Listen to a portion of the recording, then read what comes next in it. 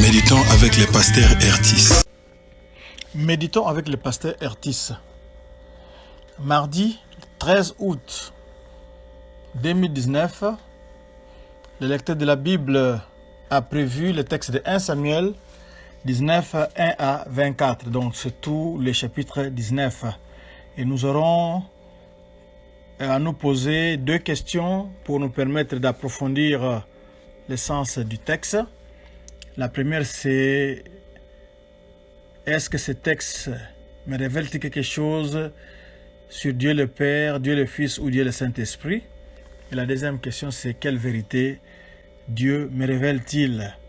Ici, dans ce chapitre 19, il sera essentiellement question de l'attentat de Saül contre la vie de David. Nous dirons même mieux, les attentats de Saül contre la vie de David.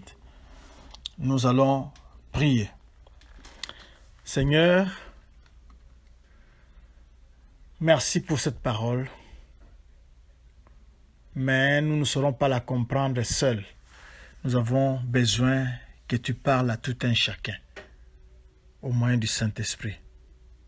Au nom de Jésus-Christ, nous t'avons demandé. Amen. Shalom, bien-aimés.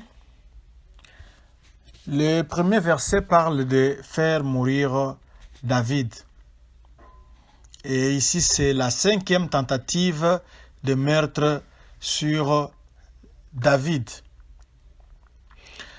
Saül a parlé à Jonathan à propos de tuer David, mais Jonathan n'était pas le genre de personne à briser une alliance ou à tuer une personne sans cause. Vous qui êtes prompt à briser votre alliance, par exemple l'alliance de mariage, mais nous voyons ici, Jonathan avait signé une alliance avec David et c'est son père qui vient lui proposer de briser cette alliance, mais Jonathan est resté ferme, il est resté catégorique.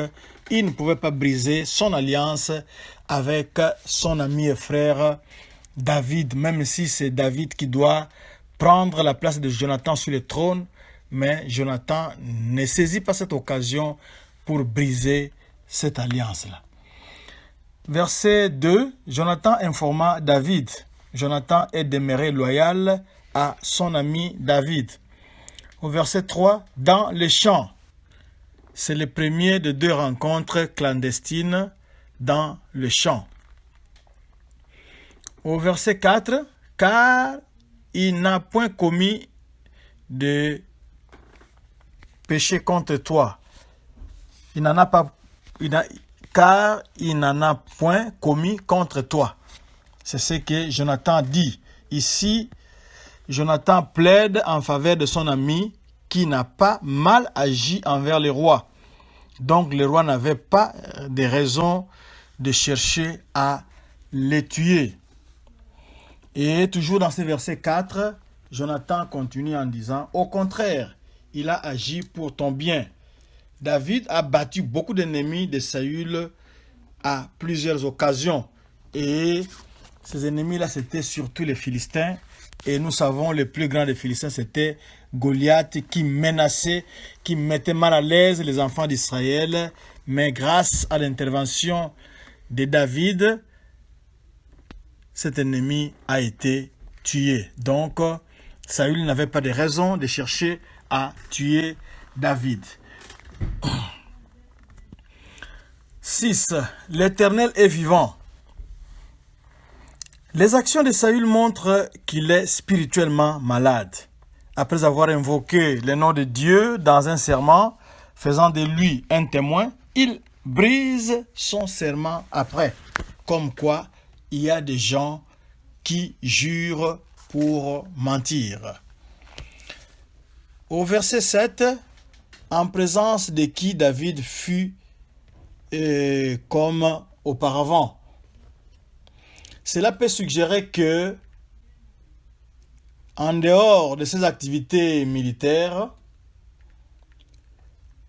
David continuait à jouer de son instrument pour soulager le roi. C'est ça ce que nous suggère la présence de David devant les rois. 9. Avec sa lance à la main. C'est une indication sur sa maladie mentale. Imaginez-vous, il est dans un endroit sécurisé, dans son palais, sur son territoire, mais il est armé. Pourquoi il avait l'arme à la main? C'est justement pour chercher une bonne occasion pour tuer David avec cela. Verset 10, mais David se détourna de lui. C'est la sixième tentative de meurtre sur David. Au verset 11, mais Michal, femme de David, comme son frère Jonathan, Michal aussi trahit la confiance de son père pour sauver David qu'elle aimait. Ici, il convient de souligner que le roi Saül avait fait 3 tentatives de tuer David avec les javelots, mais ces 3 tentatives se sont soldées par des échecs. C'est pour cela que, à partir d'ici, le roi va chercher à envoyer des soldats. Dans les textes, on les appelle des messagers. Il envoie des soldats pour qu'on amène coûte que coûte David, ou bien pour qu'on le tue de toutes les façons. Alors, dans le verset 11, on a une indication temporelle là, c'est demain. Cette indication temporelle suggère que Michal aussi connaissait le timing de l'attaque de son père Saül. C'est-à-dire que Michal aussi connaissait le complot que son père ourdissait contre la vie de David. Au verset 13, Michal prit le téraphim. Saül avait considéré Michal comme un piège pour David à cause de son idolâtrie. Apparemment, ces idoles pouvaient avoir la taille d'un homme parce que les gardes que Saül avait envoyés les ont pris comme étant David qui était couché dans les lits. Mais nous voyons ici, dans ce verset 13, que Saül était décidé à tuer David, même malade. Au verset 15, afin que je le fasse mourir, c'est la 8e tentative de meurtre sur David. Saül a pensé que la maladie de David était son allié. Donc comme il est malade, il a les mouvements limités, il ne peut pas m'échapper. Cette fois-ci, c'en est fait de lui. Et c'est tout le contraire. Verset 17. Laissez-moi partir ou je te tue.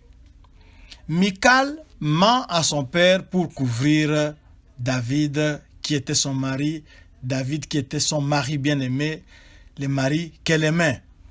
Apparemment, nous voyons que Michal était une menteuse. Parce que, elle a trompé son père à partir du verset 13 et 16 à 17. Elle a trompé son père pour dire que David m'avait menacé que je le laisse, sinon il va me tuer. Deuxièmement, nous voyons aussi Michal mentir aux messagers, au verset 14. Quand les soldats sont arrivés là-bas, Michal les a menti. Et cette Michal aussi avait menti à son père au verset 17 quand elle dit là-bas « Laisse-moi partir ou je te tue ». Or, si vous lisez les textes, vous verrez que c'est Michal qui a organisé la fuite par la fenêtre. Toute la fuite là, l'escapade de David. C'est elle qui a tout organisé, mais quand les soldats viennent, elle ment pour couvrir son mari David. Et une autre faute qu'on peut retenir contre Michal, c'est qu'elle avait méprisé son mari dans son cœur. C'est dans 2 Samuel 6, 16 à 23. Vous vous souvenez, quand l'arche avait quitté chez les Philistins, était en train de revenir sur le territoire d'Israël, David était là-bas en tête du cortège, dansant, il était torse nu, et sa femme qui regardait par la fenêtre l'avait méprisé dans son cœur. Et ce mépris l'avait fait que Dieu l'avait frappée. Elle était restée stérile à cause de cela. Donc, Michal était, on dirait, une menteuse. Ce sont les quelques péchés que nous relevons dans sa vie ou contre Michal. Au verset 18, il alla avec Samuel. En disant qu'ils sont ensemble, le narrateur suggère que Dieu et son prophète Samuel sont loyaux à David. David a eu le réflexe de courir vers l'homme qu'il avait oint roi. Le prophète qui lui avait annoncé que Dieu t'a choisi comme le prochain roi d'Israël. Alors, David est allé trouver refuge là-bas. Et le prophète l'accueille favorablement pour montrer que Dieu est avec lui. Qu'est-ce que nous faisons quand nos frères, quand nos sœurs sont dans des problèmes? Est-ce qu'ils trouvent du réconfort en nous ou pas? C'est à nous de répondre, mais c'est un bel exemple de Samuel ici qui s'occupe d'encadrer David qui était dans des problèmes terribles. Au verset 20, Saül envoie des gens pour prendre David. Ça, c'est la 9e tentative. Ils se mirent aussi à prophétiser eux-mêmes. Ici, nous voyons Dieu confond les ennemis de David et les pousse à prophétiser. Alors que Dieu confonde vos ennemis maintenant au nom de Jésus-Christ de Nazareth. Ils sont allés pour se saisir de David, c'était des militaires, mais arrivés là-bas, ils ne pouvaient pas toucher David parce que Dieu protégeait David. 21. Il envoya d'autres gens. C'est la 10e tentative d'assassinat de David. Et toujours au verset 21, il envoya encore pour la 3e fois. Ça, c'est la 11e tentative d'assassinat de David. Au verset 22, alors Saül alla lui-même à Rama. Nous vous avons dit que Saül était vraiment décidé, à cause de sa jalousie, à éliminer une menace sur son trône, une menace sur sa lignée, une menace sur sa vie. Bon, je ne sais pas comment Saül pouvait être une menace, David pouvait être une menace pour lui, mais il était décidé à tuer David. C'est comme ça qu'il va lui-même, tout roi qu'il était, il va lui-même à Rama. Il prend les choses en main. Et ça, c'est la 12e tentative d'assassinat de David. Alors, arrivé à Rama, au verset 24, il ôta ses vêtements. Saül enlève sa robe royale lorsqu'il est dans la présence de Dieu, confirmant son jugement de 1 Samuel 15, 23 et 28. Nous voyons ici le fait d'enlever déjà cette robe royale, c'est symbolique. Ça montre que il était déjà en train de ne plus être roi. Il devenait un ex-roi, si on peut ainsi s'exprimer. Cette prophétie involontaire semble destinée à humilier Saül et à montrer que malgré les pièges du pouvoir, il est impuissant devant Dieu. Nous avons vu que toutes les tentatives de tuer, de supprimer la vie de David se sont soldées par l'échec. Et ici, les méditations nous ont dit que les mauvais esprits de Dieu, cet esprit-là tourmentait Saül. Mais ici, nous voyons, pour venir au secours de David, Dieu envoie le Saint-Esprit et Saül se met à prophétiser. C'est une façon pour Dieu de protéger son serviteur. Quand le Saint-Esprit est revenu sur Saül, ça signifie que ses mauvaises intentions sont parties. Il oublie pourquoi il était là. Il se met à prophétiser. Il est même nu. Il était dans la présence du roi. Et dans la présence de Dieu. Et c'est Dieu-là qui protégeait son serviteur. Nous avons Deux choses à relever ici. La première chose, c'est le plan de Dieu doit s'accomplir nécessairement dans votre vie. Ce que Dieu vous a promis, ce que Dieu veut accomplir dans votre vie, cela va se réaliser nécessairement. Nous avons relevé même ici combien? Nous avons relevé 12 tentatives d'éliminer David. Mais les 12 tentatives se sont soldées par des échecs. Chaque fois, il y avait échec parce que Dieu avait pris la protection de son serviteur David. Parce que Dieu était le bouclier de David. Parce que Dieu était le protecteur de David. Quand Dieu vous protège, quand Dieu est votre bouclier, quand Dieu est devant vous et derrière vous, quand Dieu vous couvre, les méchants ou les malins ne peuvent pas vous toucher. Vous êtes vraiment à l'abri, vous êtes en sécurité, c'est votre tour haute, c'est votre haute retraite, c'est votre asile, c'est votre rempart. Ce sont des murs épais, plus épais que les murs qui étaient à Jéricho. Ces murs-là, c'est Dieu lui-même qui les construit tout autour de vous pour vous protéger.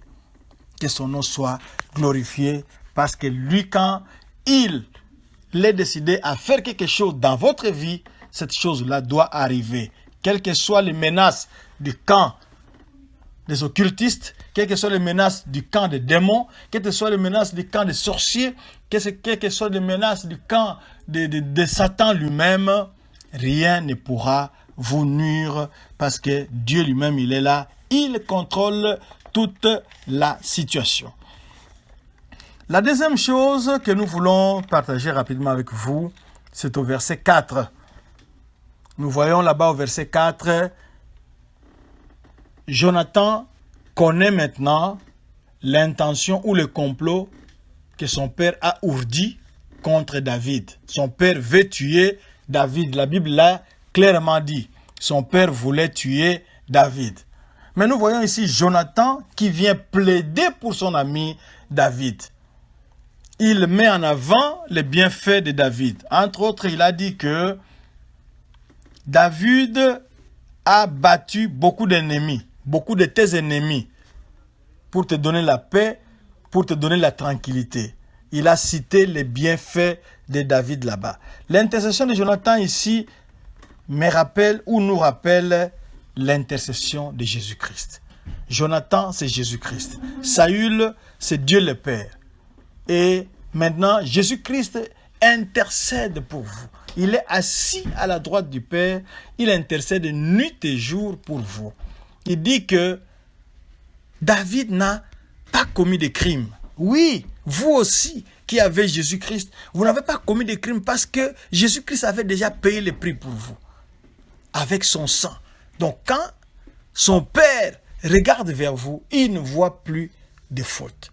Il ne voit plus de péché parce que vous êtes couverts par Jésus-Christ. L'intercession de Jonathan ici, c'est l'intercession de Jésus-Christ. C'est ce que Jésus-Christ est en train de faire là où il est assis à la droite du Père. Pouvez-vous le glorifier? Pouvez-vous le remercier maintenant? Nous allons prier.